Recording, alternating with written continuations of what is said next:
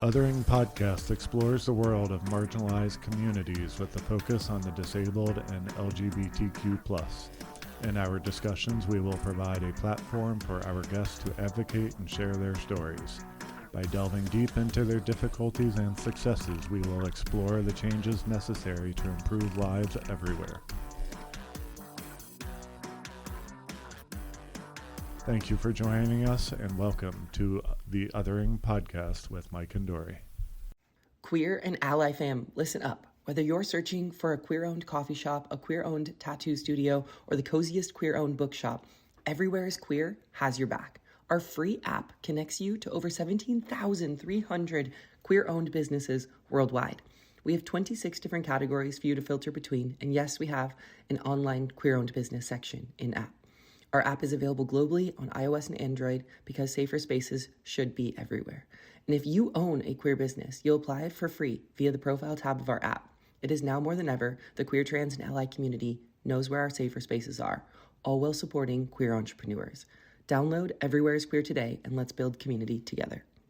PEP Radio, part of the Pennsylvania Equality Project, advocates for the rights of LGBTQ+ people, the disabled, and marginalized communities. We play music from all 7 continents from 1928 through 2025 in English, Spanish, German, African tribal languages, Korean, and Japanese. We also offer news, history lessons, and are proud to include the Othering Podcast in our programming lineup. Tune in on the Live 365 app, Roku, and Alexa every Saturday and Sunday at 4 p.m. Hey, Hi. How are you? I am good. It is a hot Saturday in Houston. Okay, today we are talking to Abbie. They are a queer, non-binary, pansexual dietitian based in Houston. They own and run a group nutrition practice that centers around LGBTQ plus clients and those navigating disordered eating, chronic illnesses, and body image. Abbie grew up in a conservative Christian environment and over the last years has left the church, gotten divorced, and came out as queer and completely reshaped their life. They are mostly able-bodied with occasional lingering symptoms from long COVID. Their story is one of ongoing evolution, choosing honesty, self-trust, and even what it means letting go of former identities and communities. Welcome. Welcome. That sounds very intriguing. Yes, it does. Thank you. So let's start with the background. So you grew up in a conservative Christian background. Was it evangelical or was it more like Baptist type of? Yeah. I'm still learning that it's funny because you grow up in one group and you're like, this is the group, like this is it, this is Christianity, right? And then you realize there's like so many different versions. So I grew up, the first church that I went to growing up was Southern Baptist, and then we transitioned when I was in middle school to a church that was non-denominational, and I kind of stayed with non-denominational and then ended back up in a Baptist megachurch here in Houston right before I left. And so, yeah, I would say mostly Baptist and then evangelical fits, I think. I don't really know. But yeah, I grew up in a family of 7 kids and, I was homeschooled till I was in middle school. I'm the 3rd oldest. So yeah, it was kind of like a whole, it was like a whole thing. And you mentioned that, like, when you left, how did that feel? Because leaving the church, I mean, explain, leaving the church is a little different than leaving the whole religion. But still, it's kind of, heartbreaking a bit to leave something that you're, comfortable with, that you grew up in. How was that transition for you?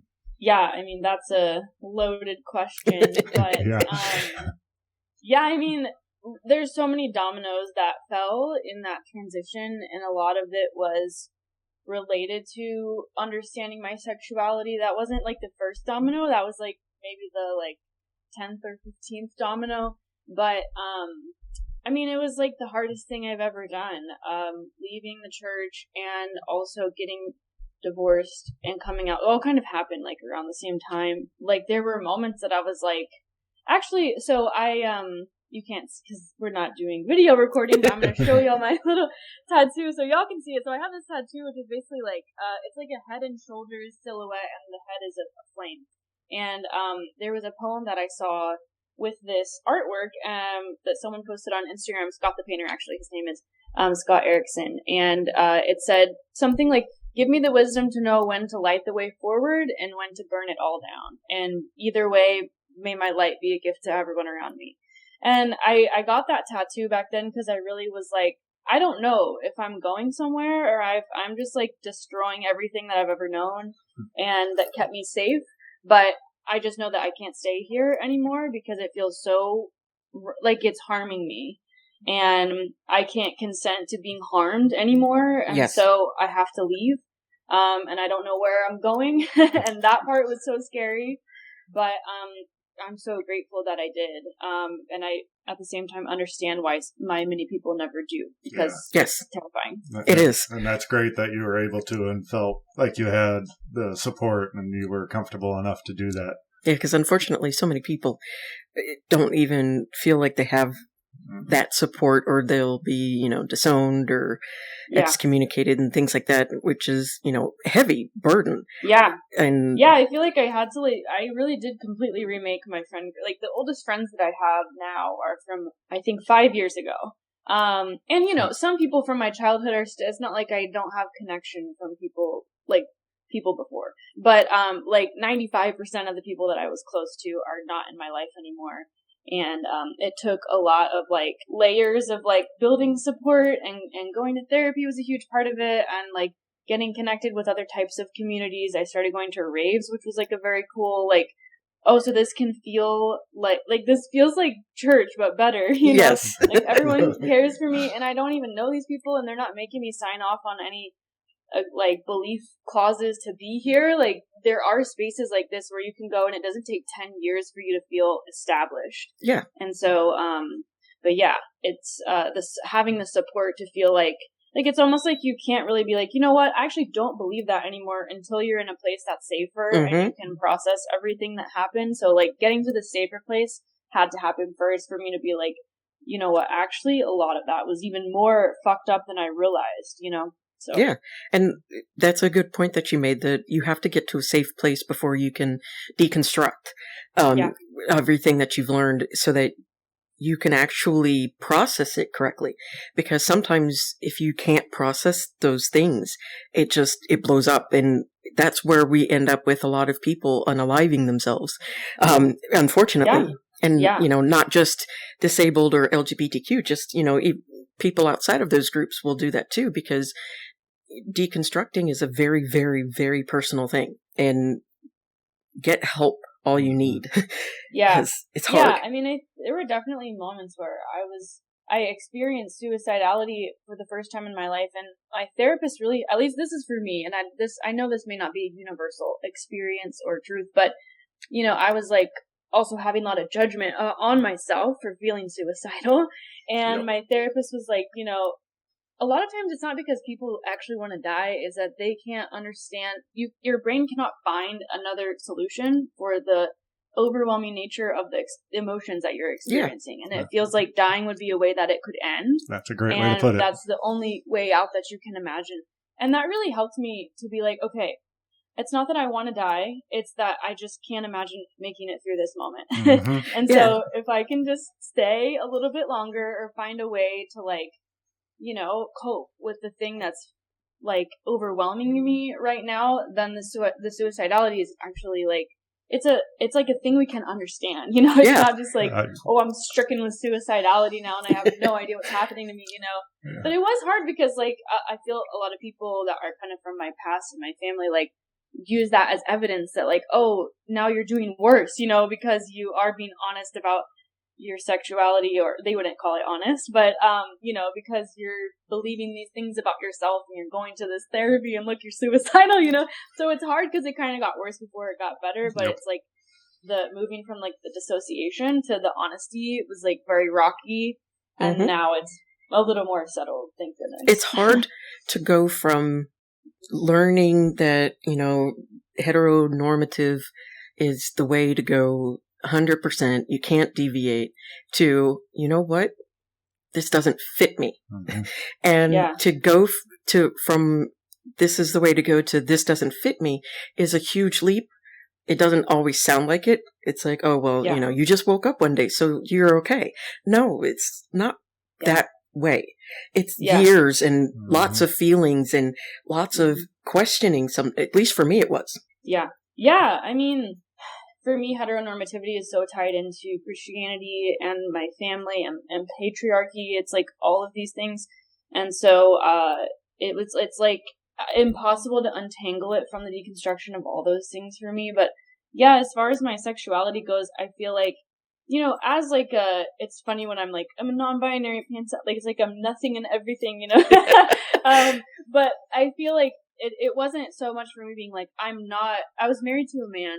It wasn't so much being like, I'm not attracted to this man, actually, I'm a lesbian. Like, it really wasn't that. It was just more like, I actually am more expansive than this. And it took me a long time to come to that, because what I was doing at the time was actually working for me. Like, the reason I got divorced isn't because I understood my sexuality more deeply. It's just because I like fundamentally changed as a person, and like, I don't know, like the marriage just wasn't working anymore. But, so it was difficult for sure, because it was like, I don't have to tell people that like, this is my identity to like basically have the relationships that I want to have, or, coming out is such a personal decision and not something that everybody is safe to do or should do or whatever.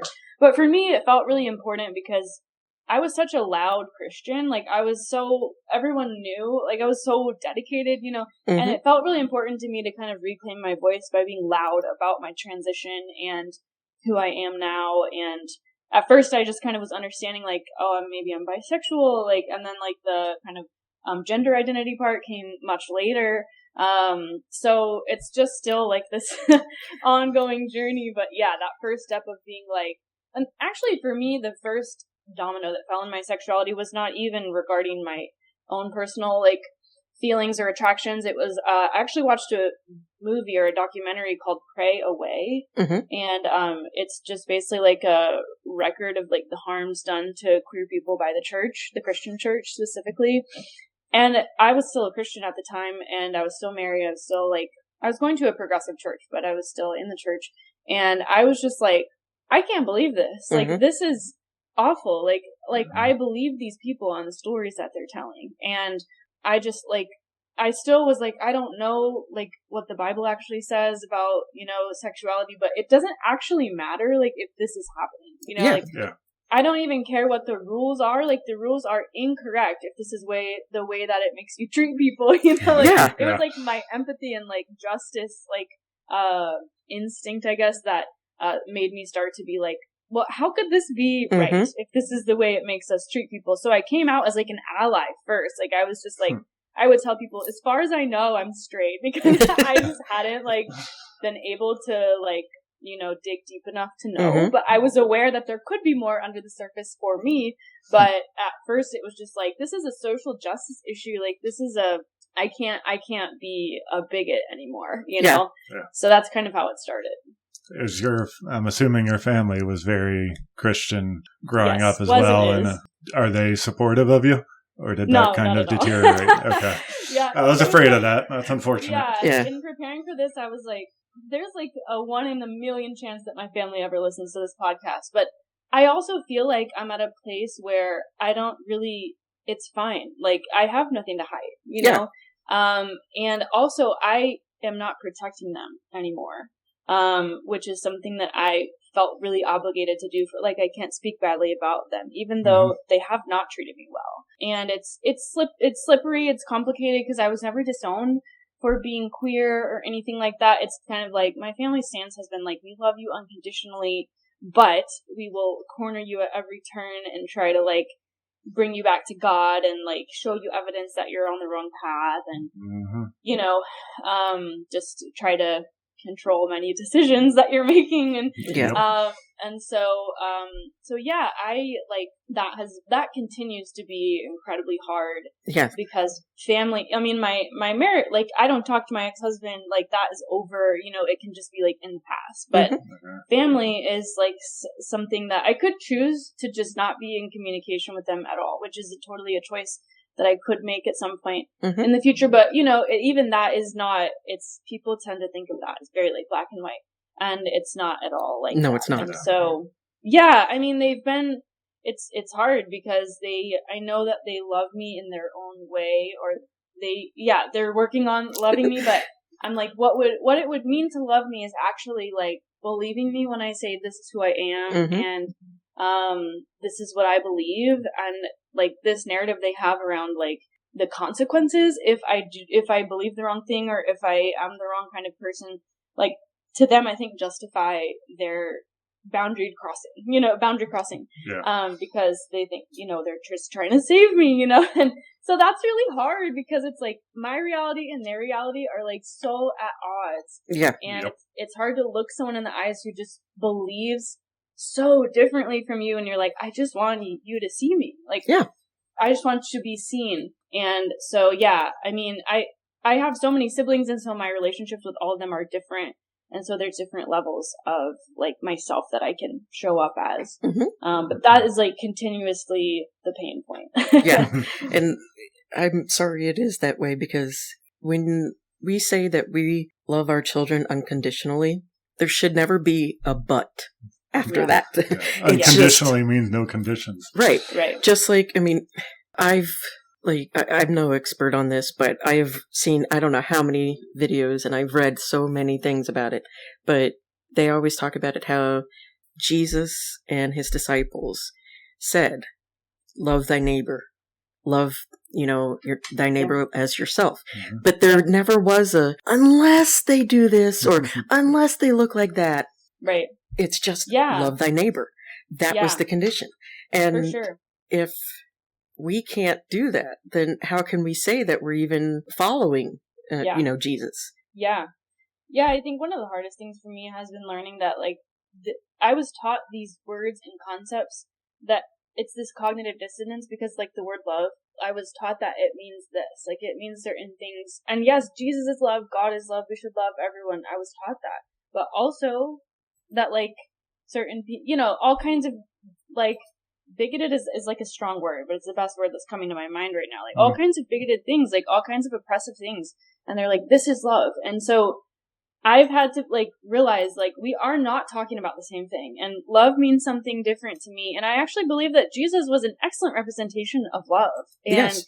I think that, like, Jesus and Christianity, in my mind, are, like, so different. Or at least, like, mainline Christianity, evangelical, And there's, like, a lot. So it's just so hard because I have to, like, kind of stick to my own definitions of those things. And it's like when you're having a conversation, you might be using the same word, but you're not talking about the same thing. Right. That is true. And that's a great point, too, because I feel the same that a lot of the religions teach that, you're supposed to love each other and everything. But I feel like in following Jesus or Allah or, Jewish Bible, Jewish Torah, it's just, they all talk about, you're supposed to have love for each other and you're supposed to treat each other well, but yet we can't seem to do that. We can't seem to get over that hump of, but Jesus or whoever said, you're not supposed to do this. That was also written over 2,000 years ago. Exactly. 5,000 years ago. Old as hell. Yeah. These are things from people over thousands of years ago. And times are different. Words are different. Right. What we mean by LGBTQ today may not even be what they even thought of back then. And it's all about not following greed and power. It's about being with your family and your friends and, just treating everybody the same way you would want to be treated. And it just seems like we get so greedy and so power hungry that we can't seem to get over that and treat people like people. Because I'm going to say it again. We in LGBTQ, family, IA, and all of those other groups, we're still human. Yep. We're still worthy of love because we're just as lovable and cute as everybody else, maybe even more so. Because I'm going to say, if not more. Yes, definitely more so than some people. But, we have so much to give, to offer, to, being good listeners, good friends, good lovers, whatever it is that you feel. And saying, but you're going to go to hell for that. I don't give a shit. If it means that I'm treating people the way that they're supposed to be treated, giving them the respect that they want and that I would like in return means I'm going to hell, then I hope to God that the devil has a nice, throne right next to him for me. If it means you're happy and you can enjoy your life, that's what matters. Yeah. Well, you're here. That's all that really matters. Yeah. I mean, when we, assuming that there is that. Right. Yeah, it's a big if. It's a huge if, because, who's been totally dead, said hi to God, and came back? There are books, actually. People say, yes, they say it, but, when you're... I feel actually that those things could be near-death experiences. Mm-hmm. People talk a lot about near-death experiences, and it's almost like a projection of what you believe. Like, your brain creates the reality that you believe, so people may have experience, like going to heaven, going to hell, and it doesn't make it more real or less real to me that someone had that experience. And you can have that experience, and it's not to say that I don't believe that you had that experience, but at the same time, please don't force it on me either. And because what I think and feel is my thoughts, and maybe I'll tell you if you ask, or maybe even if you don't ask, because you're listening to my podcast. But I'm going to tell you these things, and if it bothers you, that's on you, not me. Growing up, did you kind of feel different? Or I know it kind of came to you later in life. Did you have issues growing up in school? Did you have problems feeling like you fit in? Yeah, that's such a great question. And honestly, no, I had no problems. And I think that is part of the problem, because I've realized that the self-abandoning urge has been with me since birth. Like ever since I was even conscious, conscious and alive. I have been so hyper attuned to my environment and what the people around me are expecting from me, or not even that, like where their emotional needs are and what makes me the safest, and just like morphing into that person. And so I feel like if anything, I always was kind of like, this all feels like it's in my head. Like, I feel like I'm very intellectual.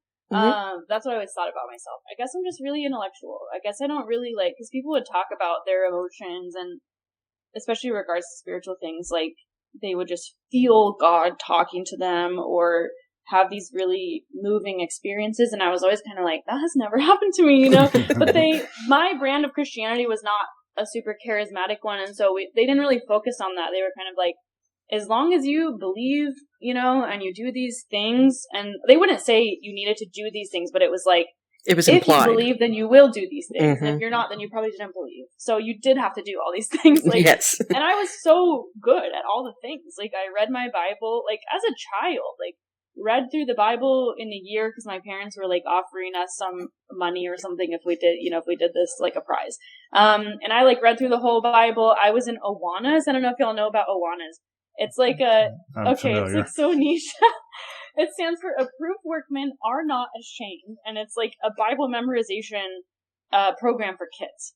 The name comes from a Bible verse that we don't need to talk about it, but I excelled through all the levels. I was the only one who completed all the levels. I recited a whole chapter of Deuteronomy at the awards ceremony. Wow. I was so good at being a Christian. And I believed it too. The thing is, I wasn't lying to other people, now I look back and I'm kind of I think on some deep, deep level, I was I don't feel the same as everyone around me, mm-hmm. But I wasn't I don't believe this, and I'm going to play along until I can get out. That was really, I think it would have been healthier actually if I could have had that more protective, mm-hmm. urge. But, it wasn't really until I got married and moved to Houston that we had a really significant relational. So actually our mentors, it came out that they had been embezzling money from the church. My new husband and I had just moved to Houston. He worked at the church, which was Houston's First Baptist mega church here in Houston. And right before we got married, this came out, and he had embezzled not my husband, but my husband's boss had embezzled over $1 million from the church. Wow. And so that was really the first domino after I moved here. And then it was kind of the perfect storm of a new place, new marriage, like not a lot of the same community that I had before, and new job. I was starting to be a dietitian. And these people I thought were going to be here for me, and now I realized, like, narcissists and, like, were abusing us, you know? And so I started going to therapy, and I was like, I don't think this is actually the deepest layer here. Like, I think my faith actually taught me to, like, hate myself and that I'm a bad person and that, like, I can't trust my instincts. Because otherwise I could have maybe, like, there were some red flags in this relationship, but I just was like, well, God's hand is on them, and, you know. And so anyways, then, like, from there I was kind of like, what is, so it's like, as soon as it came fully into my consciousness that these belief systems were actually harming me and my mental health, because my mental health was also suffering at that point, whereas before it had never, I was just, like, so good at, like, dissociating for, like, my whole life. And it's just wild, because I think from the outside I looked great. Like, I wasn't having mental health issues. Like, I was excelling, I was a valedictorian, like, out of 4.0 in college. Like, I am grateful for my homeschool education being a good education. Aside from, like, the science being a little fucked and the history. But aside from that, I got a good education, which I know that not everyone who's homeschooled in that kind of era did get a good education. So I am grateful for that. But anyways, all that to say, like, it took me a long time to fully bring into my consciousness the ways that I had felt uncomfortable for most of my life. And I think that's why it took me longer to even realize I was different with my sexuality and my gender identity, because I wasn't this, like, oh yeah, I just always kind of knew. Like, I did not know. I actually did not know until I was, like, 25, you know? So. Well, I didn't realize I was honestly different until now, and I'm 47, so you're at least up on me. So, and it's for me, it wasn't necessarily, like, you know, the religion and all that stuff. It was so much focus on everybody else. I was focused on everybody else's needs and, you know, my friends' needs and my family's needs, that I never thought much about what I wanted beyond, well, I just want the typical things that you're supposed to want, you know, the children in the house and the husband, if you're female. And so I went to go do those things because that's what you're supposed to do. And I didn't, what? I see how it is. Oh, shut up. You married me because that's what you're supposed to do. No. I love you. And it's just, and I never thought much beyond that type of thing of what you're supposed to do and what you're supposed to want. And I do want my kids. That's not to say I don't want my kids. I do want my kids. And I do want my husband. But I didn't think past the superficial kind of layers of that. And then when I actually got the right therapist to kind of talk to and think about those things, that's when it's like, wait a minute.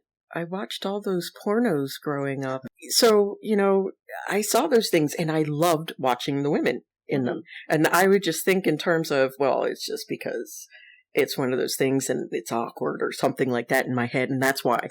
But it's not. I liked watching both sides and I liked a lot of those things. And it didn't dawn on me, though, until I was talking about it. And I'm like, wait a minute. That means, duh. Where the hell have I been? Because you're taught you're not supposed to be like that. So so you don't think about that. And it's not so much you don't want to believe it. It's just it's one of those things where it's like everybody else is there and everybody else is doing that. And that's awesome and that's wonderful. But it's not going to happen to me because I already know what I want. And that's kind of, you know, when you hit 25 and then you go beyond that, you're supposed to already know what you want and who you are. So thinking that you don't know who you are is like, oh no, that's not possible. Yeah, well, it's very destabilizing too. Yeah. Figuring out and realizing that all of the time that you know, marched along the quote unquote perfect line or whatever it is. And then you realize, what the hell was I doing? This isn't even partially me. Who am I? Because I never understood it, you know, as a kid. Because I was like, I assumed wrongly that I knew who I was. I'm kind of thinking we all do to some extent. Maybe not being part of LGBTQ, but teenage years are pretty fucked up. Well, yeah. I don't think anyone really knows who they are when they're going through adolescence. And I think it's like maybe healthy development would be being able to be like, it's okay if you don't know. Like, try it. Just try it on. Try something. If you don't like it, you can try something else, But like having this need to like know who you are from like a very young age, I think is damaging. It is. I mean, even for, I'm sure, non-religious people, like that is damaging. But for me, it was like, this is who you are. Actually, who you are doesn't matter. It's just God, Yeah, that's true. You don't have an identity. It's just your identity doesn't really matter besides God in you, But yeah, I mean, I think being able to just figure it out as you get older and have this more flexible sense of self, would be healthy development, and maybe it wouldn't feel so startling at 25, even though we're always changing throughout our lives, and that's another lie, is that like you're going to reach some point where you've just kind of figured yourself out. And I feel like I'm just realizing now, this is who I am right now at this moment. I have no idea like who I'm going to be in 5 years or 10 years. It could be so different. I could become like just presenting so different in the way that I dress, or the people that I want to be around, and like, it's fine. Like, I'll just figure it out then, Yeah. So. And I agree with you that it is kind of a disservice, but I think it's partially because, people only lived until like 40s for the longest time, until, science finally picked up and pushed us into living to 80s, 100s. Now, some people are living to 120s. And so back then you had to know what you were going to do with your life and where you were going, because you had 2 minutes. And now it's so ingrained in all of us, though. So, you get to our generation, which is older millennial, younger X, that we're sitting there and we're just like, oh, we're supposed to know. And then you get to these milestones and you're just like, I don't know. Why don't I feel fulfilled like I was supposed to? Why aren't I happy? Because, I got the house like I was supposed to. Why aren't I fulfilled? I got the degree like I was supposed to. Why aren't I fulfilled? And I think a lot of it is because we don't like to delve into those feelings. You're not supposed to delve into those feelings. And then when you do delve into those feelings, you discover that, wow, this is what it's supposed to be like. You feel alive. You feel like you're a kid again. Yeah. And you realize that there's like no supposed to even. It's just like, what's real? What is real? Like, that's the question I keep asking myself. It's not about like making a life that is better or like meets some standard. It's just like, what is like the most real version of my life? Like, and that's what I want. Like, I just want to be honest about who I am, what I want. And it's not going to be pain free. Like, it's not going to be all fun, but it's liberating. And that's what matters, is that it's free and it's real. Yes. The freedom is like, that's like the top part, is just that feeling of finally kind of discerning what you like and what you want. And even if it isn't going to be the same thing down the line, or it wasn't what you wanted originally, it's kind of nice having that knowledge that nobody has it perfectly figured out. Nobody's going to. It's impossible because, circumstances change. So, speaking of where you're going, you had mentioned in the intro, and you said it recently, that you're a nutritionist. Where did you get that interest from? Is that something you've always kind of been into as a kid, or did that change later in life? Yeah, so I went into college thinking that I was going to do education because my mom was a teacher and a lot of my sisters were teachers, or just a lot of my family members were. And I realized I didn't want to do that. And then I honestly had a bout of disordered relationship with food and exercise in college, which is, I think, a time that it happens for a lot of people. But I always really enjoyed exercising, and I became a personal trainer and kind of got involved in the gym, which honestly, it's so layered, because for a while I would say that it was just this unhealthy obsession, and it was very unhealthy, it was very harmful. But at the same time, I also think about the situation I was in with I was still incredibly involved in a church, a different church than the one I grew up in, but it's a different flavor of the same self-abandonment and kind of high control environment. And so I think that exercise was actually a way that I felt strong. It was a way that I felt empowered, and I could see myself growing. And also it was like an emotional outlet because I was feeling like zero emotions, like ever. And so, but I became really dependent on it. And then I was like, oh, I want to do this for my career. Like, I want to help people be healthier, like, and so then I started studying nutrition, which ironically kind of like made everything worse because then now I'm getting all this information about what healthy eating should be, quote unquote. And now I need to become this persona of like this nutrition, healthy, like athlete, And so, yeah, it developed like quite a disordered relationship with food and exercise in college. And then I got married, moved to Houston, and did one of my internship rotations at a eating disorder treatment center. And, like realized while I was there, like, I was like, fuck, like I could be here, like as a client, like, I think I have this issue or like a lesser version of it, maybe like, and so I kind of, lived vicariously through my internship rotation there and learned a lot. And then, started going to therapy and kind of doing a lot of my own work on that as well. But it's funny because that was happening around the same time this like relational betrayal that I mentioned earlier happened. And I started learning about this idea of intuitive eating. And like, I feel like that was the very first introduction I had to this idea that like, maybe my body isn't bad. Like, maybe I could trust my body. And it was very innocuous in terms of like, it wasn't about sexuality. Like, it wasn't about any of these like topics the church spoke very clearly on. I feel like the church didn't really speak that much about food, except for this like ideas about gluttony that weren't really talked about that much. It was kind of just like a side topic. So I was like, oh, I feel safe to develop a different view on this. So anyways, intuitive eating is just kind of like, yeah, listen to your body. Like when you feel hungry, eat. When you feel full, try to stop eating. But it's not good to have all these rules and rigidity around food because it creates more cravings and you're kind of like out of alignment with what your body needs. And everyone's body needs different things with food. And so there is not just like one universal way to eat. And so, anyways, yeah, I did a lot of healing of my own relationship with food and then kind of realized that like, oh, this would be a really rewarding career path to help people who not just like want to be healthier in like a very shallow sense, but like who want to repair their relationship with food and their body because it's so pervasive. Like so many people, it's like more people that I meet than not have issues with food and body.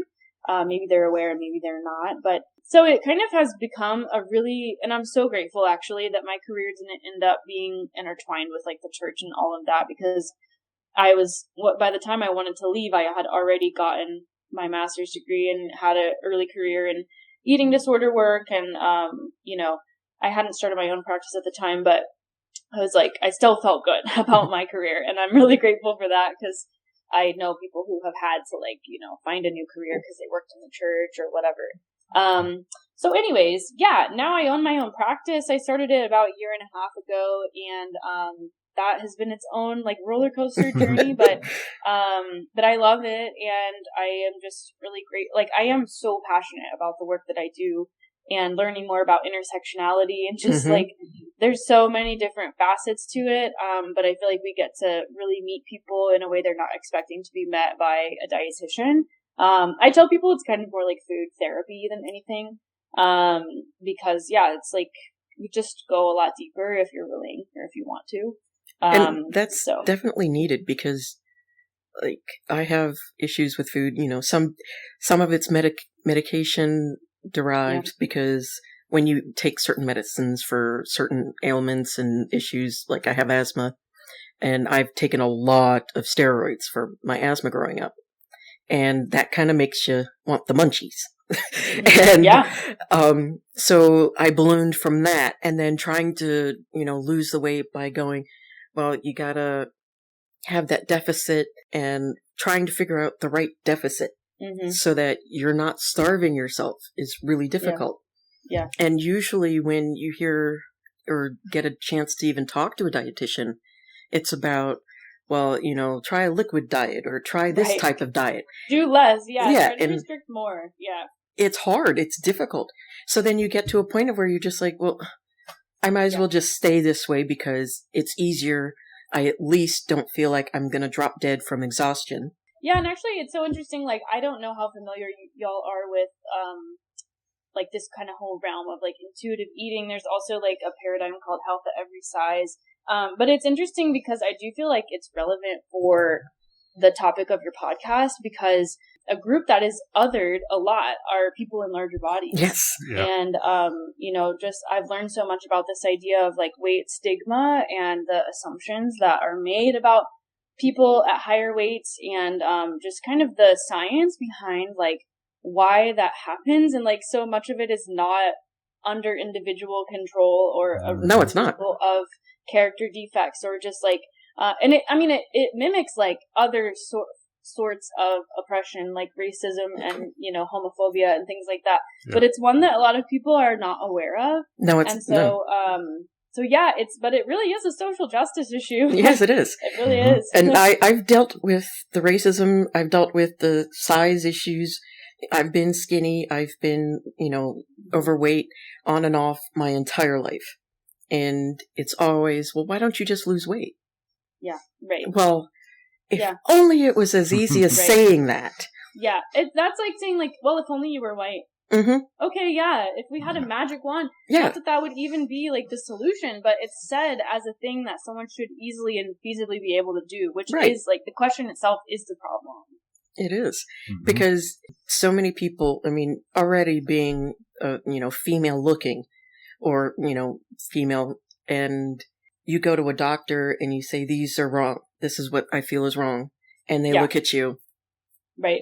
They say, well, it's anxiety, or isn't it your time of the month, or, those types of things.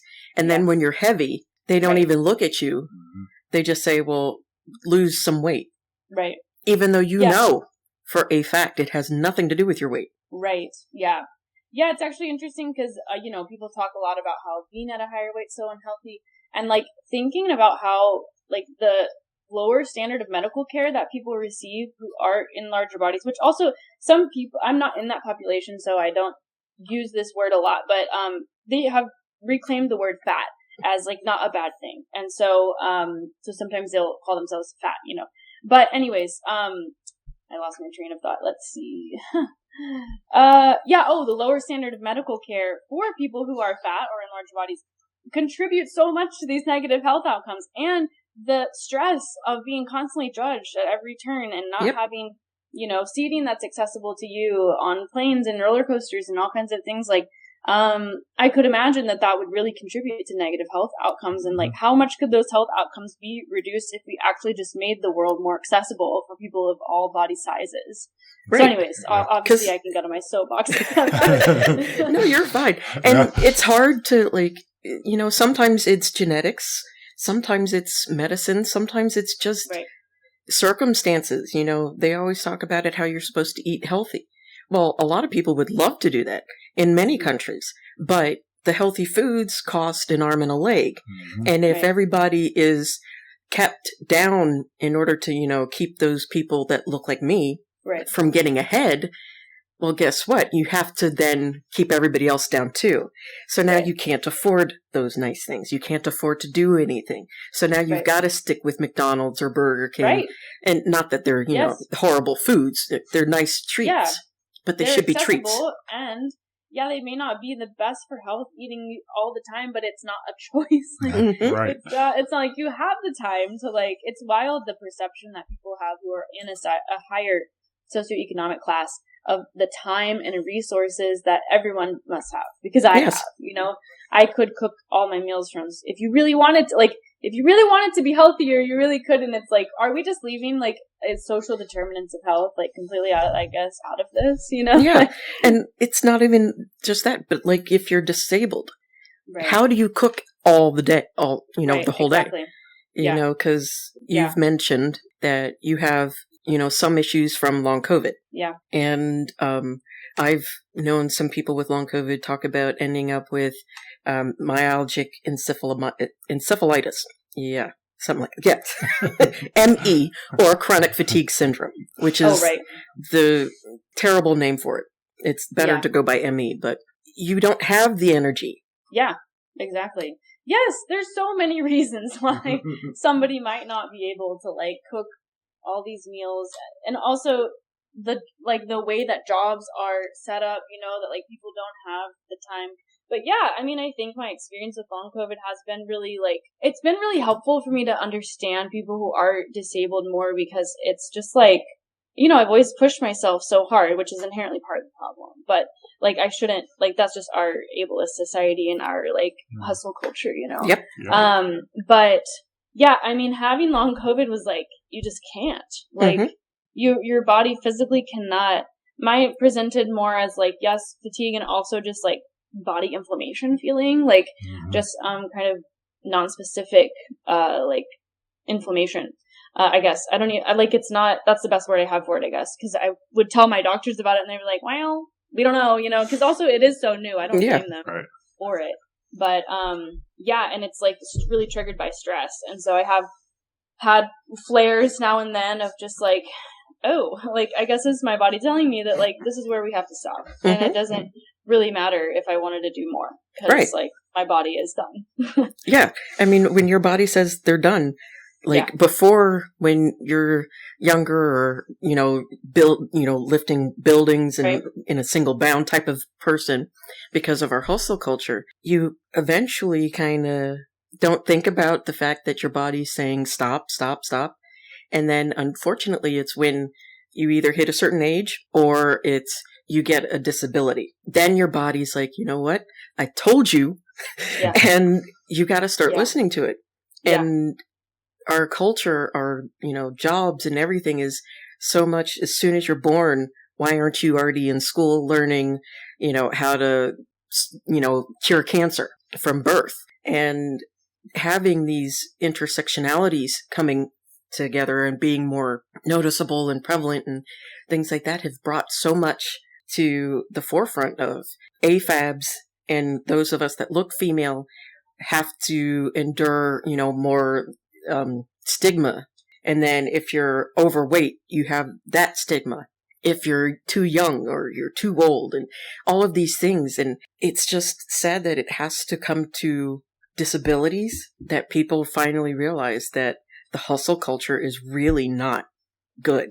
Yeah, I mean, I just have realized how hard I pushed myself when my body was actually telling me no, but it was more resilient back then, and so it wasn't screaming at me, But I think also becoming more in touch with my emotions and the way that those are expressed through my body. I'm just very I'm sure y'all have heard this term, highly sensitive person.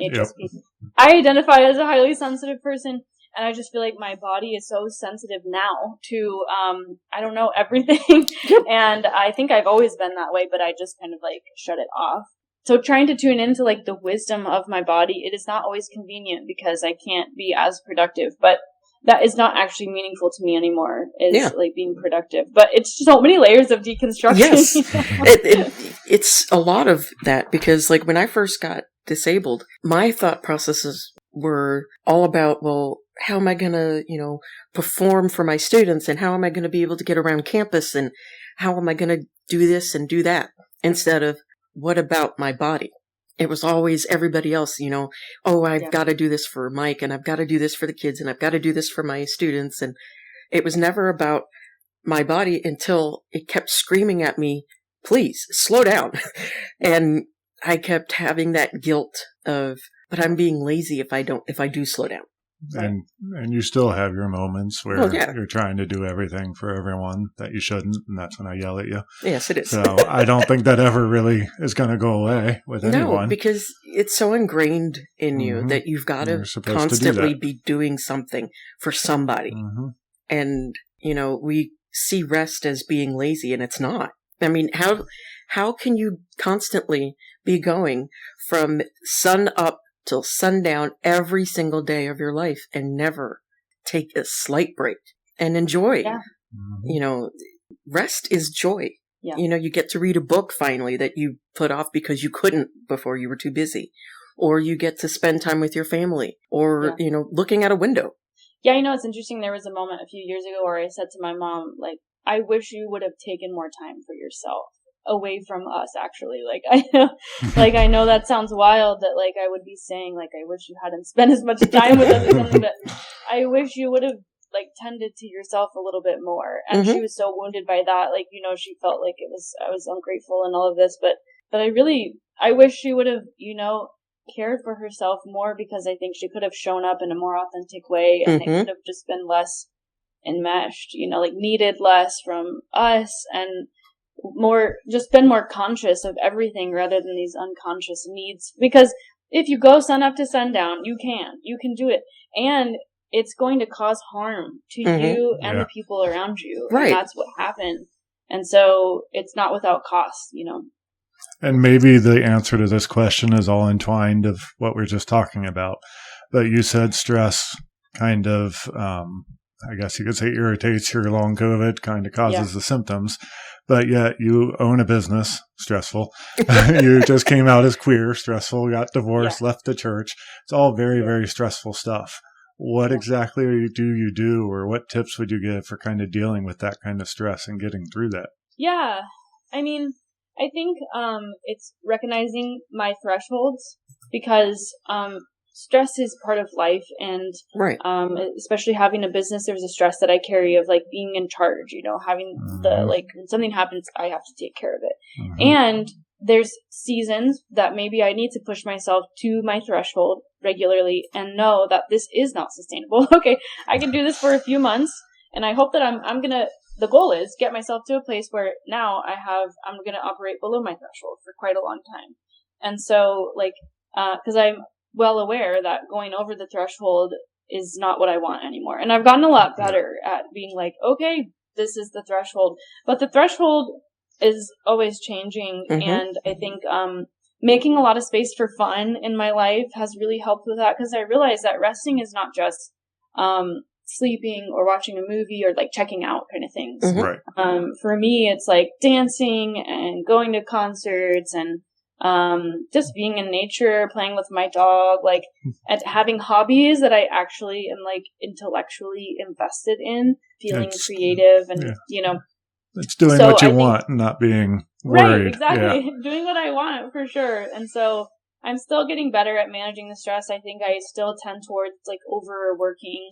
And I think that's just something I'm continuing to try to balance, but, at least paying attention to my body when it's talking to me. And I think I hear the signals much sooner than I did before.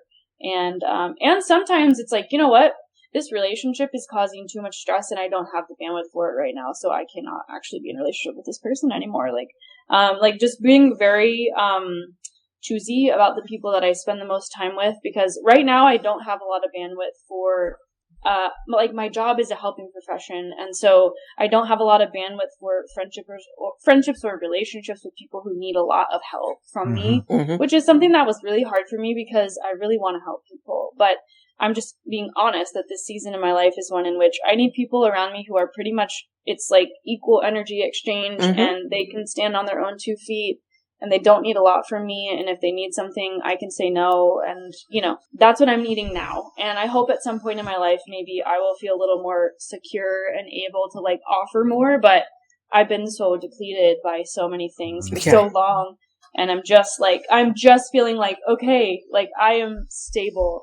And I'm very protective of that. So. And you should be, because when you get to the point of, wisdom, because I like to call it wisdom because it is a wisdom, whether or not you're disabled or not. But you have to understand that you have to get to a point of where you're not letting everybody just suck everything out of you, because that's when you hit those bottoms and where you end up in issues and situations that aren't healthy for you. And especially when you're an LGBTQ or disabled, it's even more detrimental to you when you've got people sucking constantly out of you, because you have to be able to withstand what's already going on outside of your life. Right. All of those people that, want to hate on you or don't think that you're worthy of anything because, oh my gosh, you have to sit down for a moment, or you're in a wheelchair or whatever it is. And you have to take back your body, your mind, your soul. And you have to be able to get to that point so that you can survive these tides. Because, we're in a bad tide right now. Yeah, but we are. It always swings. So, like, national stress levels are so high, or the stress of the national environment is so high. Yeah, so a phrase that I've been saying to myself when I encounter people who need a lot and I can't give to them, to myself I say, like, I see your struggle and I trust you to find the way. And that has really helped me to remember that I can see and be empathetic.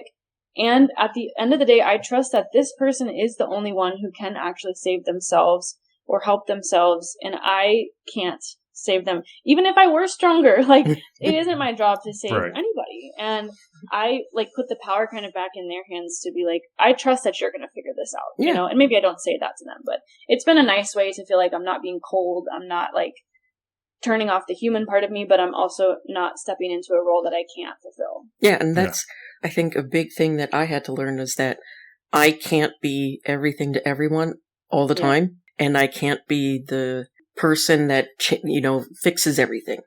At some point, you have to be able to do that yourself, too. Yeah. And in order for me to feel okay and still show up for, you know, family and friends and strangers and all that stuff, I have to have those moments where I can just be and not worry about being sucked in different directions and everything. And, like, mentioning the national shithell, it's, you know, tuning out a little bit. Yeah, and finding something to laugh about and have fun with. But yeah, you have to. That is so true. The only way you'll get through is to laugh at the absurdity of some of it and just have fun. And that's resistance in and of itself. Yes. Because dictatorial situations, they thrive on everybody being depressed, unhappy, saying, oh no, what do I do? What do I do? Right. Instead of laughing and having joy. Yeah, like, this could be like the rest of my lifetime. The country could be in some version of this that we're having right now. So, okay, if that's the reality, then how can I make the best possible fall of the empire life that I can? Exactly.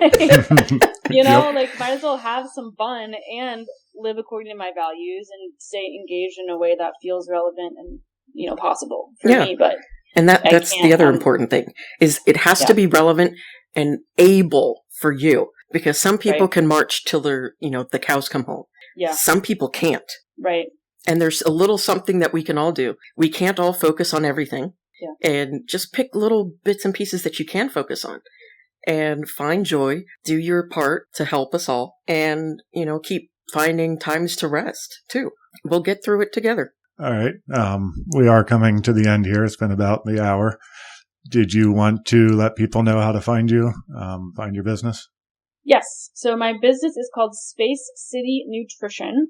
Houston is known as Space City, if you weren't aware, because we have NASA here, which is kind of currently in a lot of shit, but being defunded and whatever. But anyways, it is still currently in existence. So yeah, spacecitynutrition.com is our website. We can see clients virtually in about 23 states. Every state's kind of licensure laws vary, but there's a list on our website of the states we can see people virtually, and then we take all major insurances. And we see people with eating disorders, but also like PCOS, type 2 diabetes, disordered eating, other health conditions. Maybe you don't have a disordered relationship with food, but you have a chronic illness or something like that. We actually have a dietitian named Steph who kind of specializes more in like neurodivergent, people with autism, people with chronic illnesses, and the challenges that can create around food that are unique. And so anyways, yes, you can find us on the website. Also, I'm on Instagram, spacecity.nutrition. Let me make sure that's right. I always forget my own handle. And I'll put all these links in the description for the episode. Spacecity.nutrition. Okay, yeah. Someone took the full word. I'm still mad about it. I'll put all the links in the description so everyone can find you. Thank you so much thank you so much for joining us. Yeah, thanks for having me. It was really fun. All right. Bye-bye. If you've made it this far, thank you so much for listening. Please leave a rating for us wherever you listen. Follow us on Instagram and TikTok. Othering Podcast is brought to you by Loudcore Productions in conjunction with your support. Your host, Mike and Dory Morris, graphics by Joshua Morris, and join us next week on the Othering Podcast.